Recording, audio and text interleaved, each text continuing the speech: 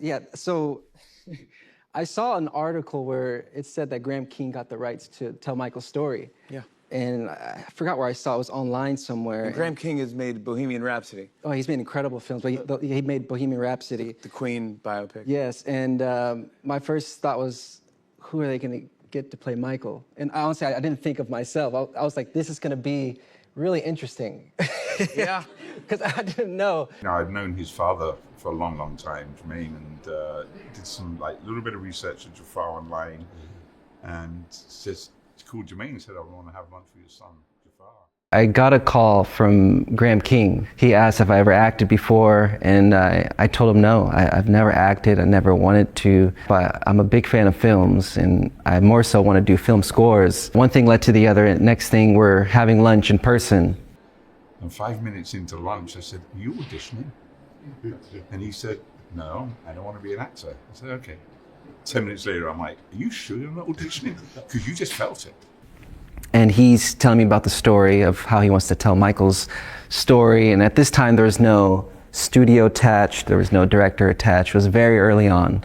The script wasn't ready yet. But he asked, would you be open to acting? Or if I got you with a coach, would you be willing to try it? You might hate it, you might love it. I was like, I need to really think about it before just diving into it. I'm someone who really wants to pull something. No, I don't want to just try it just for fun. If I go into it, I really want to commit to it. So I told him, let me think about it for a couple of days. I didn't really hear back for some time. So I said, you know what? I'm just going to text him a voice note of me speaking as Michael to the best of my ability at that time, and also singing a song or two. I sang a Peter Pan song that Michael, he never sang it officially, but it was more so off the record. I sang it like a lullaby to him, and also just speaking to him in Michael's speaking voice. And he called me right away and said, "I'm getting you a coach tomorrow." And that was the starting point of when I really started to try out acting. But in the process of in the beginning, it was like, what is acting? So I started to look at films that I was inspired by actors that are in there, like Daniel Day-Lewis. Yeah. Oh, they're in it. Yeah. Joaquin Phoenix and Christian Bale, just how they transform and really... They almost get lost in it. They disappear in the roles, and that was very inspired by that. So I wanted to see what was their work ethic like when they embody a character.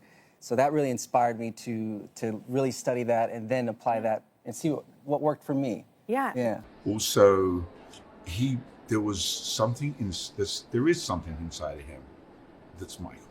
There's no question about it. And this kid, I mean, I've had the pleasure of working with Daniel Day-Lewis twice. No one prepares for a role like Daniel Day-Lewis, where he went down the same path. Yeah, he did. Right, sleeping in Michael's floor, sleeping in his house every night, channeling him. Graham took me over to Havenhurst, and there's a room upstairs. No one's living in the house. It's empty. And you go up in this room, and I open the door, and it's like a beautiful mind. The research, I mean, every wall covered, connecting all the dots. Wow. Jaafar was doing all the homework. And you would think he obviously knows all this stuff because it's his family. But he went further. He started finding out things he didn't know about his uncle and details of his process. You felt it when you met him. Yeah. Without any of the preparation, any hair and makeup. There was That breakfast we had. that DNA, you remember? Right, up in Calabasas. And breakfast. you just felt it. And I kept saying, because Antoine was in Italy shooting a film, and I had met Jaafar, and Antoine wasn't, convinced yet that we would find Mike. I mean, it's Michael Jackson, right. you know? And, our good friend Bob Richardson kind of put us together. Yeah. I think it was all about Jaafar for you. I think he showed me some footage. Right. Showed you our early hair and Graham makeup did an early hair and makeup test, and then Bob, on the set of one of the films we were working on in Italy, showed it to me. And I thought, when did you work with Michael Jackson, man? Like, it's so recent. And he goes, that's not Michael, that's Jaafar. And I was like, oh, I got to meet Graham. Who is this guy? You know? Yeah. So then when I met with Graham, he came to the Amalfi Coast and met with me. And he started to tell me about Jaafar. I said, still reluctant, I wanted to meet him because he looked like Michael. And we did a screen test. Right. And he walked out, and you felt it. He looked like Michael, he moved like him, talked like him. And then we put him on camera, and then me and Graham threw a question at him to see if he could stay in character. And he responded as Michael. He turned around, the whole crew was crying. tears in her eyes. It's like, and he's never acted before. Never. It was incredible. It was incredible. Then when you meet him in person, as Graham said, you felt the spirit. You felt the energy of Michael. There's a certain presence he had and kindness he had and a sweetness he had. But then can he act? Can he dance like Michael? Can he pull it off in front of a crew and really do it? And so we put him through the paces. We didn't just give him the job. We had tests with him. Graham had him, I think he was in acting class for almost 2 years. Yeah. Yeah. You know? Yeah, he earned it. I didn't want him to tell his family what he was doing because in case he didn't get it. And I said, it's such a long shot. And also auditioned maybe 200 impersonators. Right. Right. So Jaafar kept doing this training and we kept talking and, you know, I'd say the time's not right yet. The time's not right yet. And he came to me one day and he said, I have to tell my family something. They have no idea where I'm going all day and what I'm doing. It's been a couple of years. I got to tell them. So that's kind of how it started. It was about 2 years, because the first year I was really just working with Angela Gibbs, the coach, on other scenes from films, plays, and then 8 months in, we started to work on specific scenes from the script Michael. And everything was recorded so Graham can see my progression. And then a year and a couple months in, that's when I started working with Rich and Tone, the choreographers that were on the history tour with Michael. It all started with the set list of songs, because like we could start anywhere, but I think when we got the script and we had a breakdown of each song that was being presented in the film, that was our starting point. From that point, you know, it was just about figuring out how to start, which was with the foundation, and just knowing how to build from there. And then also a lot of studying, a lot of homework, that's right, a lot of research. And we studied, you know, us three, me, my brother, and Jaafar, would just sit at a computer and just watch Michael Jackson performances all day. And then we would pause and we would just have conversations and to see how he would articulate what he's watching.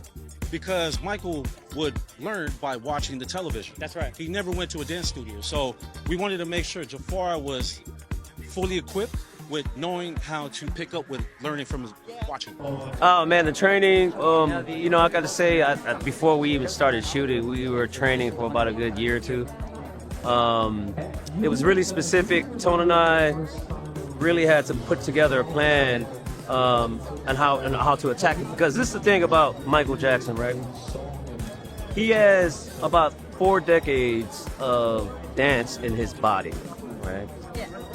And this is something that we had to, and it's 4 different decades, a little bit of the 60s, plenty of the 70s, all of the 80s, and you know, he sort of created also his style within all this, right? And going into the 90s.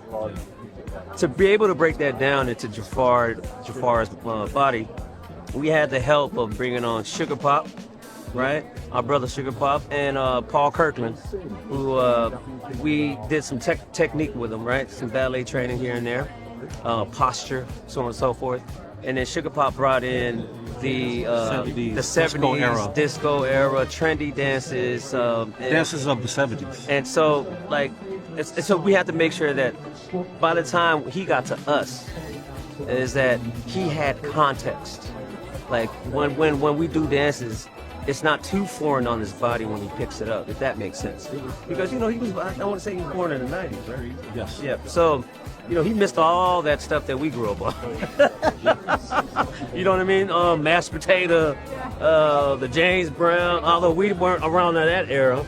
But, you know, and that was another thing, too, is that James Brown was a big influence on Michael Jackson, right? So we had to make sure we infuse some of the godfather of soul, you know, into the whole thing. And anyways, long story short, that's what we did. That was our training. I usually, if I were to spin, I spin to my right, and Michael spins to his left. So it was so challenging to find that balance and get used to spinning on the opposite side where you're naturally used to, and doing it in the way that looks just like Michael, or to have that speed and intensity, but also being able to stop on a dime or right when that snare hits, or to control that timing of when you stop and have the balance and then go into another transition of a move. And I know we had about 20 days of a boot camp, basically. And within those 20 days, we were breaking down the Billie Jean performance from Motown 25. And I was so self-conscious at that point. I was so, I guess, doubtful in the sense that I knew I couldn't get it down in that time frame. I knew I needed more than 20 days. But within that time, I really learned a lot about myself, that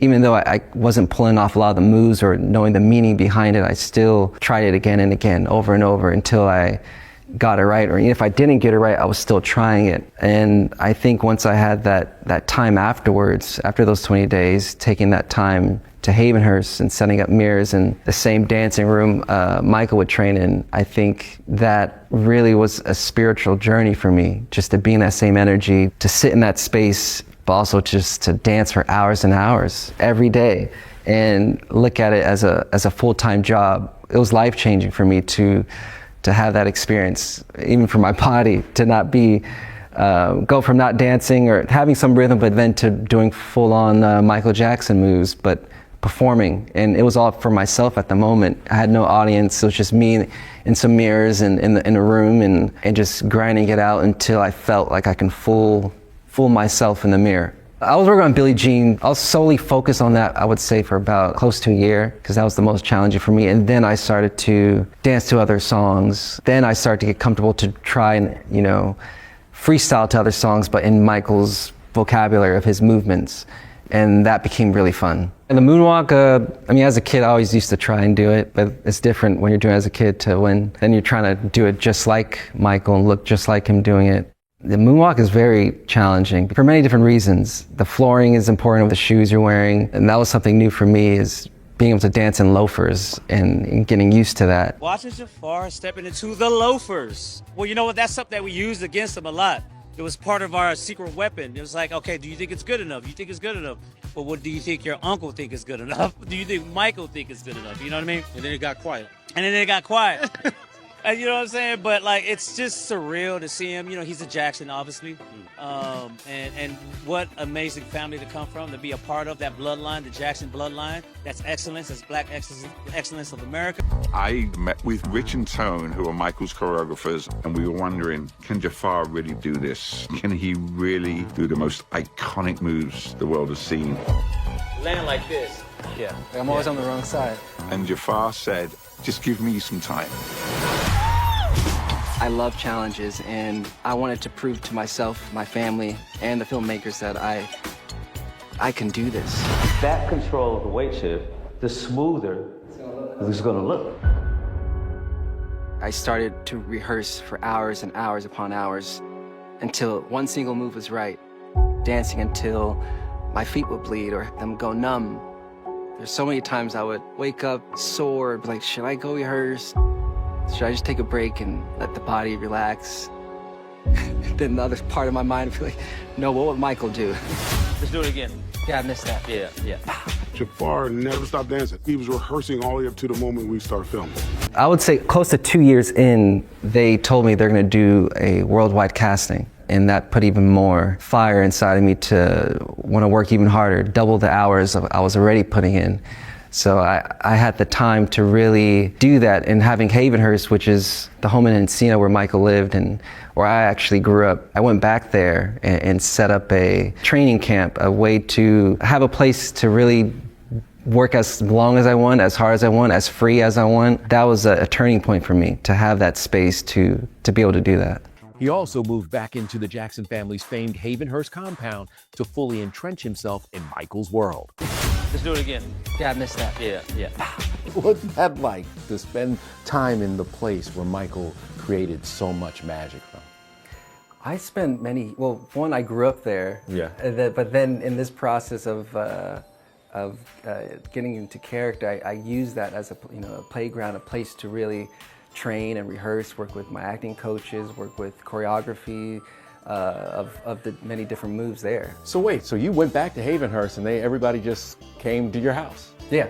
So you were like, I'm home. Yeah. Like you could go in the kitchen when you sat on the couch, everything? Yeah, I would wake up there, I'd go down, rehearse, and when I take a break, I'd go watch films that my uncle would watch, or do different things that would just make me stay in that mode. And I did that for about 2 years, I would say. So you were back at the house living there, basically. Yeah, I was. To emulate, for me, it all started with the foundation. So I studied a lot of the Jackson 5, and then when it became the Jacksons, and just to see really focusing on Michael and how he's feeling in those moments, also creatively what he wanted to express, and that longing for that independence and what that felt like, but also creating as a group and what that brought out. But in particular, it was important for me to understand the human side of Michael and that individual side of him that not a lot of people were familiar with. So that was very exciting for me to dive into. For me, it was really looking into his personal writings, his personal journaling,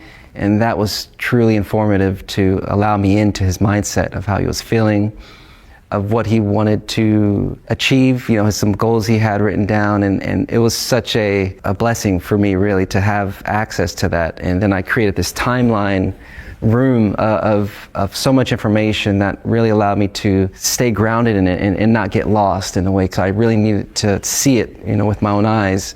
And that really informed me, even with the script. So I knew where each timeline was, and I understood what he was feeling. Also, his personal notes allowed me to do that and place it in that time.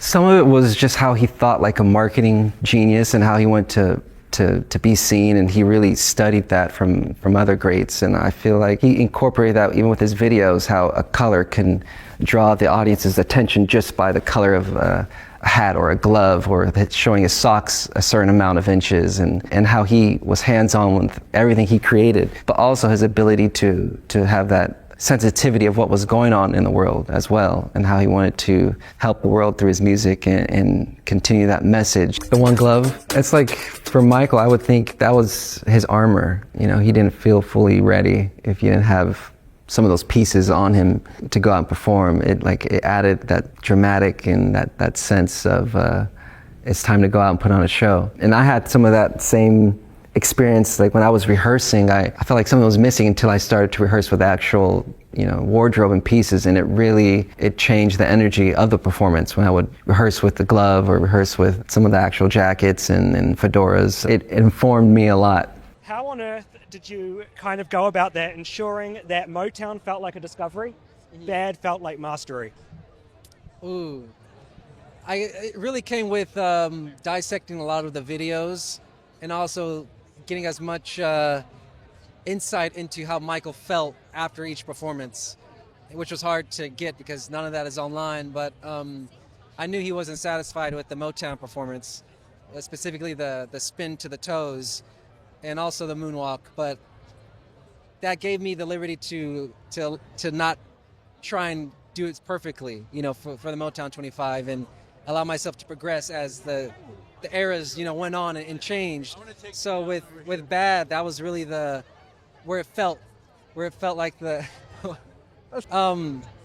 with the Bad moonwalk. There's little nuances that change with each moonwalk, and I wanted to make sure you could see the difference with each one. You learned his autograph. That's the level of homework that you did. So I the question, what was the most obscure piece of homework that you did, that you assigned yourself, that nobody will see on screen, but you needed to know for your own peace of mind? Ooh, probably just things he would eat, things he would watch, things he would sleep to. Many things that weren't captured on camera, just to allow me to really live in that world and make it more seamless. So when I arrived on set, that was just with me. I didn't have to turn it on, type of thing. Yeah. Working on the body movements and mannerisms was fun for me, and that came with observing as much footage as I could on him, whether it's him in interviews or on stage, but mostly moments when he's not aware he's on camera. That's what I was looking for. For me, it was just dissecting and consuming as much of that as possible, to a point where you're not consciously doing it. You're doing it without knowing it, and that's the place I wanted to be with that. That was the most important thing, is capturing the essence, not trying to copy or mimic exactly what he did, but doing it, finding my own truth in it that allows me to express it in that way. And that came with a lot of research and a lot of different things to try out and explore on my own. Also time. I think time was a big thing, allowing me the space and freedom to explore those things, to see what worked, to see what didn't work. Also that spiritual journey side of it as well, to not force anything, allow and trust things to come on its own at the same time. What helped me as an actor, I would say, is some of those personal writings of Michael's, of his affirmations. He would always write things to, it was many different things, but a lot of the affirmations he had, they resonated with me for many different reasons, but depending on the day of what we were shooting, most important for me was to really stay present and allow whatever I was feeling that day to come. And if it was something I didn't want, just allow it to kind of channel through me and it'll find its way out, and just to be an open source and not be restrained in any way. So I just wanted to walk on set ready and to go in any direction, but also knowing Michael's there with me. There were a few moments like that where I felt, yeah, he was definitely present. Some of the performances, a few songs when I was performing, at some of the locations we were at, I definitely felt that. I think some of the crew felt that as well. I heard some stories, so there's a lot of love and protection and guidance on that set every day. Speaking of transformations, I mean, how long did it take to nail? You have a very different speaking voice than your uncle. Like, I'm like, how long did it take to master that? It's very particular. It was interesting because at first it was very silly to my own ears, you know, when I was trying to do that. So I really read a lot of books in his voice, and each book I got better, basically. And you know, you get more used to it. Then sometimes I'd be out, like in a grocery store, and I'd be talking to someone, but I'd naturally respond, and I'm like, wait, that sounded kind of like Michael. Like, you know, I wasn't trying to do it intentionally, so I wanted to get to that place where I wasn't thinking about it, like putting it on. It would just come out naturally. Yeah. And it took a lot of time. It's very particular. Yeah, for sure. I was allowed access to a lot of his personal notes, and I realized that he would do mantras, affirmations, and his belief in manifestation was incredible. I didn't realize that about him until I really dived into it. And he would write everything he wanted to achieve. He'd write it down. He would repeat it. He'd even meditate for 30 minutes and just look at those mantras and repeat it back to back. He put on mirrors. He put on the ceiling, so you can see it every day. And it really was like his pursuit to greatness. So I applied that same work ethic and that same belief with how I was preparing, going towards shooting, and it was very incredible just to see what those notes were saying. I didn't know this about him, but he loved to draw, and you love to draw, and it actually got you back into that. Is that true? Oh yeah, no, I grew up drawing here and there. I wouldn't say I was the best, but as I got older, I saw some drawings of Michael's and paintings, and I was blown away by how incredible he was, and I always thought, like, how much time did he have to even do that? He was so busy with music and these other therapeutic things. maybe for I'm sure. Yeah, so I realized that he was doing that to have some form of escapism. So as I got deeper into the role, I started to do some drawings myself and got better and better. Even on set, when I have some side time, I'd do some little dueling drawing, and it was fun. Okay, Jaafar, what was it like when you got to see yourself dressed as Michael for the first time? Wow, I remember that so vividly. I was in the Bad tour outfit, performing the Bad song, actually, and it was day one. That was the first day? That was the first day. Oh my God. Shooting that up here. Yeah, we started on the highest level, and it was so demanding. I just remember having so much built-up anticipation and excitement because I was rehearsing for a couple years. Do you see this? I was rehearsing for a couple years privately, a lot on my own, and then with Rich and Tom, who were the choreographers of Michael, but mainly on my own in the mirror. And I just couldn't wait to have a crowd or the film crew to do it in front of. So it was that built-up excitement for a long time. So when the time came... You put it out on the stage. Oh yeah, I left it all on the stage, absolutely. Day one. We shot Bad, day one. You remember, Jaafar's never acted before. So he's in the Bad costume, a whole band behind him. He's got to sing, dance, remember everything, and about 500 or 600 extras. I forget how many we had day one. When I saw him, I just thought, who is this guy? You could feel the energy in the room that the extras weren't just there as extras to be on camera. They were feeling something so special and someone so special on that stage. And you could feel that energy. We all could. Good morning, everybody. Welcome to day one. Michael Jackson. I never saw my dad perform live. For me, this is the closest I will ever get to seeing my father and my family in tour. It was amazing to have some of Michael's original band members come to watch Jaafar. And for them to say, this is like giving me chills, and I feel like I'm in a time machine. I knew we were on something special. Jonathan Moffat, Michael's drummer, showed up and he had tears in his eyes. And he said, I can't believe what I'm watching.